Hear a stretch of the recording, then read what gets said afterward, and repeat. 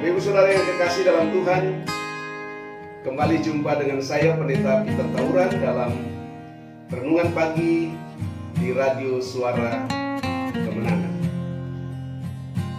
Pagi ini saya akan mengajak kita sama-sama untuk membaca satu bagian firman Tuhan di dalam Yohanes pasal 11.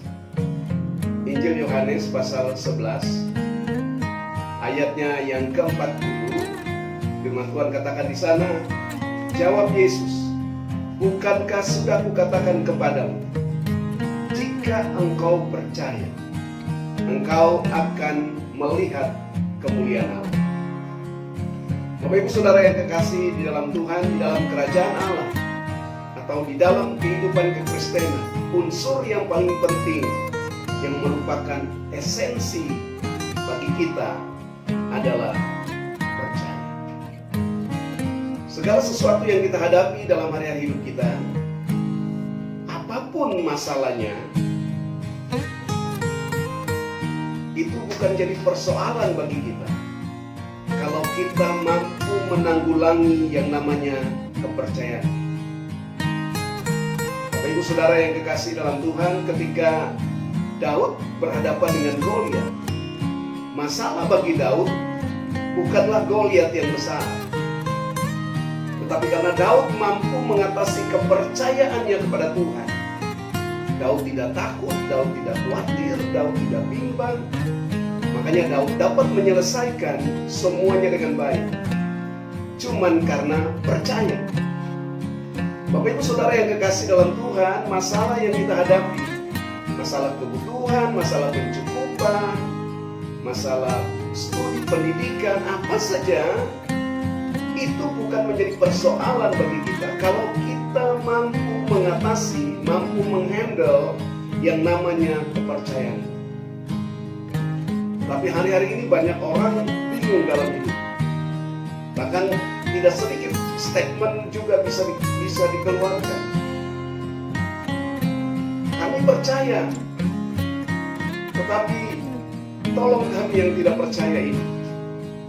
Ya, dalam Markus pasal 9 ayat 24, waktu Yesus menyembuhkan seorang anak yang sakit, dan ayahnya segera berteriak kepada Yesus. Dia katakan, ayat itu katakan, segera ayah anak itu berteriak, aku percaya, tolonglah aku yang tidak percaya ini. Ada kalimat pertentangan di sana.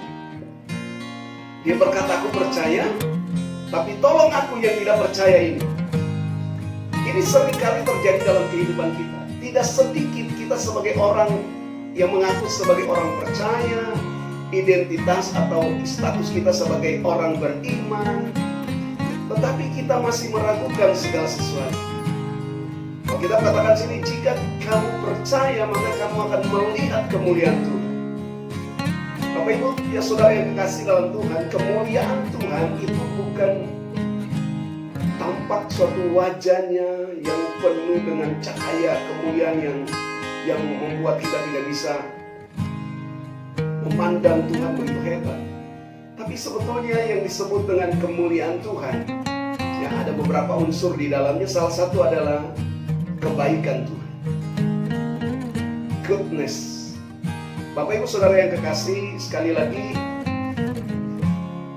Yohanes 11 ayat 40 berkata, jawab Yesus, bukankah sudah kukatakan kepadamu, jika engkau percaya, engkau akan melihat kemuliaan Tuhan. Kalau Bapak Ibu Saudara dan saya mampu bisa menanggulangi kepercayaan kita, maka kita akan bisa menghandle semua persoalan masalah kita, dan kita bisa akan melihat kemuliaan Tuhan itu semakin nyata. Salah satu wujud dari kemuliaan Tuhan itu adalah kebaikan. Kemuliaan Tuhan bukan wajahnya Tuhan, tetapi kebaikannya Tuhan. Kalau saudara boleh mengalami kebaikan Tuhan, itulah yang Tuhan perlihatkan kepada kita kemuliaan.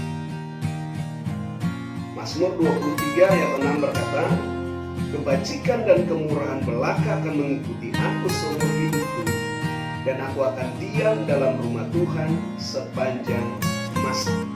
Itu yang disebut dengan kita mengalami kemuliaan Tuhan. Bapak Ibu Saudara yang dikasihi dalam Tuhan, jangan berusaha untuk menyelesaikan masalah pencukupan kita kalau kita belum bisa menyelesaikan masalah kepercayaan kita. Sadrak, Mesak, dan Abednego, api yang dipanaskan 7 kali lipat, itu bukan masalah bagi mereka.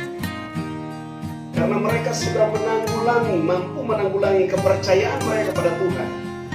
Maka persoalan itu bukan lagi menjadi masalah. Nah, Bapak Ibu Saudara yang dikasihi dalam Tuhan, pertanyaannya, bagaimana kita dapat menanggulangi, menyelesaikan masalah ketidakpercayaan kita? Bapak Ibu Saudara yang dikasihi, percaya itu ada di dalam hati. Tetapi di pikiran kita penuh dengan kebimbangan, keraguan, ketakutan, dan kecemasan. Percaya itu ada di dalam roh kita. Tetapi keraguan, ketakutan, kecemasan, kebimbangan itu ada di dalam jiwa kita. Jiwa itu adalah pikiran, perasaan, kehendak, kemauan, memori, imajinasi kita. Karena itu Bapak Ibu Saudara, kalau kita mampu menghandle semua pola pikir kita, maka kita akan mudah menanggulangi masalah kepercayaan. Sekali lagi, kepercayaan itu ada di hati. Tetapi keraguan, kebimbangan, ketakutan, kecemasan itu ada dalam pikiran kita. Waktu saudara percaya kepada Kristus, saudara menjadi ciptaan baru di dalam Dia. Maka yang diciptakan baru, yang lahir baru itu adalah roh kita. Roh itu mudah percaya, roh itu mudah mengikuti, dan roh itu mudah menerima semua firman yang disampaikan kepada kita. Tetapi yang tidak mengalami kelahiran baru itu adalah pikiran kita, itu adalah jiwa kita, itu adalah perasaan kita, itu adalah kemauan kita. Karena itu setiap kali saudara pikiran, perasaan, dan kemauan, emosi itu harus terus mengalami transformasi, mengalami pembaharuan dari hari ke hari. Tetapi setiap orang yang percaya kepada Yesus, menerima Dia menjadi Tuhan dan Juru Selamat pribadi, kita memiliki roh menjadi ciptaan baru. Karena itu kita sudah memiliki roh yang baru, itu adalah roh Kristus sendiri. Kristus yang memberikan, menduplikasikan rohnya berdiam-diam di dalam kita. Karena itu saudara dan saya punya roh yang baru, itulah namanya roh Kristus. Tetapi pikiran kita, perasaan kita yang disebut jiwa masih yang harus ditransformasi, yang harus Karena itu Bapak Ibu Saudara yang kekasih, yang disebut kedagingan itu adalah pikiran atau jiwa yang belum mengalami transformasi. Karena itu untuk menanggulangi kepercayaan kita, maka saudara harus bisa memperbaharui pola pikir kita. Roma pasal 12 ayat 2 berkata, jangan kamu menjadi serupa dengan dunia ini, tapi berubahlah oleh pembaharuan budimu, supaya kamu mengerti kehendak Allah, apa yang baik, yang berkenan kepada Allah, dan yang sempurna. Untuk bisa mengerti kehendak Allah, untuk bisa mengerti tujuan Allah, kita bisa melakukan sesuatu yang baik, kita bisa menjalani hari hidup dan menuju kesempurnaan, maka pikiran kita harus mengalami pembaharuan. Jangan serupa dengan dunia ini, jangan mengikuti pola dunia ini. Jadi yang pertama yang harus kita tanggulangi dari masalah kepercayaan kita adalah mengubah cara berpikir kita, memperbarui pola pikir kita. Karena roh kita yang baru mudah percaya, tetapi yang bimbang itu ada di dalam hati, di dalam pikiran, dalam perasaan kita. Yang kedua yang harus kita, bagaimana untuk menanggulangi kepercayaan kita, adalah saudara harus meyakini siapa yang saudara percaya. Apa yang saudara yakini itu harus jelas kepada pribadi atau kepada objek apa yang kau yakini, itu yang harus diperbarui. Karena itu harus mengalami yang namanya yang kedua, yaitu pengenalan akan Allah yang benar. Saudara harus mengenal Dia dengan sempurna. Paulus berdoa di dalam Efesus pasal 1 ayat yang ke-17, di situ dikatakan bahwa aku berdoa supaya Dia memberikan kepadamu roh hikmat dan wahyu untuk kamu mengenal Dia dengan benar, sehingga hidupmu berkenan kepada-Nya. Bapak Ibu Saudara yang dikasihi dalam Tuhan, kita perlu pengenalan kita akan Tuhan. Kalau kita bisa mengenal Dia dengan benar, maka kita dapat dengan mudah menanggulangi kepercayaan kita. Sekali lagi, bagaimana kita dapat menyelesaikan, menanggulangi masalah kepercayaan kita ini? Yaitu yang pertama, harus mengubah pola pikir kita. Karena yang percaya itu di dalam hati, tetapi yang bimbang itu di pikiran. Seringkali pikiran yang menguasai, mengendalikan hidup kita. Yang kedua, kita harus membangun pengenalan akan Allah yang benar. Pengenalan di dalam Kristus Yesus itu yang lebih penting. Daniel pasal 11 ayat 32 berkata, dan orang-orang yang berlaku fasik terhadap perjanjian akan dibujuknya sampai murtad dengan kata-kata licin. Tetapi umat yang mengenal Allahnya akan tetap kuat dan bertindak. Bapak Ibu Saudara yang dikasihi, saudara kita hanya bisa kuat menjalani hari-hari hidup. Saudara tidak akan gampang terpengaruh, tidak akan mengikuti bujukan, rayuan dari musuh yang membuat kita hidup dalam kefasikan. Tetapi kalau kita mengenal Allah dengan benar, maka kita akan mampu bertindak mengatasi semua problem ketidakpercayaan kita. Maka saudara akan kuat dalam mengatasi segala sesuatu. Karena itu kita harus bisa membangun tingkat pengenalan kita yang benar kepada Allah. Bagaimana kita mengenal Dia? Pengenalan membutuhkan hikmat, wahyu dan pengertian. Ya. Pengenalan membutuhkan suatu penyingkapan. Tuhan sendiri akan menyingkapkan siapa dirinya kepada saudara. Selama ini kita mengenal Tuhan menurut apa kata orang, kita mengenal Tuhan berdasarkan cerita-cerita, kesaksian-kesaksian orang. Tapi Tuhan rindu saudara mengenal Dia secara pribadi. Tuhan rindu saudara punya pengalaman jumpa pribadi dengan Dia. Dan ketika saudara dan saya bisa memiliki pengalaman jumpa pribadi dengan Tuhan, maka kita akan mengenal Dia lebih dalam.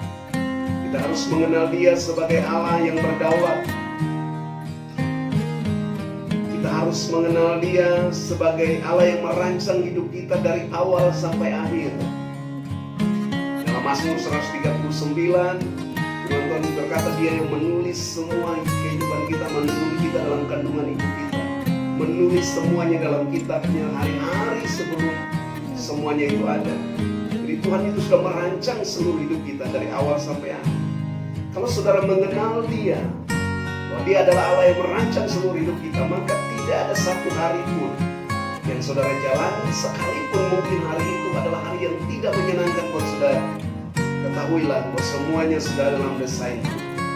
Tuhan tidak pernah merancangkan kejahatan bagi kita. Sebab rancangannya kepada kita adalah rancangan damai sejahtera dan bukan rancangan kecelakaan. Dia akan membawa kepada kita hari depan yang penuh harapan. Yeremia 29 ayat 11 firman Tuhan katakan begitu. Kita juga harus mengenal Dia sebagai Allah yang memiliki kehidupan ini. Mazmur 100 ayat 3 berkata, ketahuilah bahwa Tuhanlah Allah, Dialah yang menjadikan kita dan punya Dialah kita, umatnya dan kawanan domba gembala. Kalau saudara mengenal Dia sebagai Allah yang pemilik kehidupan ini, saudara tidak akan pernah khawatir, takut, cemas dengan masalah kehidupan. Karena Dialah yang memiliki hidup ini. Kenapa saudara harus khawatir masalah makan, pakai, minum, sehingga kau harus menggunakan segala cara untuk memenuhi kehidupan? Tuhan yang kau sembah, yang kita percaya, sanggup memelihara kita, mencukupi semua kebutuhan kita.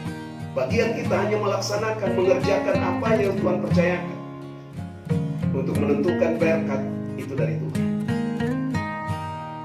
Alkitab katakan biarkan Tuhanlah yang menjadikan kaya, susah payah tidak akan menambahkan. Yang harus kita pahami, mengenal Tuhan sebagai Allah yang bekerja tepat pada waktu.